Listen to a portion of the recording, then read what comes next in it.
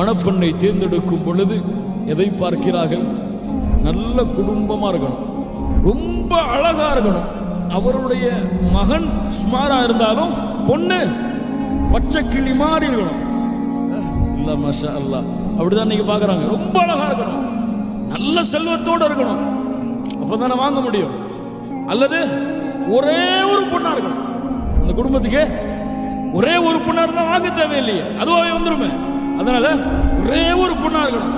மார்க்கம்னா எதுக்கு? தொழுகிறாளா, நோன்பு வைக்கிறாளா, ஹஜ்ஜு செஞ்சாலா கடமையானதுக்கு பிறகும், அல்லது மஹரம பேன்றாளா, ஹலால் ஹராமோடு வாழ்றாளா, அதெல்லாம் எதுக்கு இந்த காலத்துல?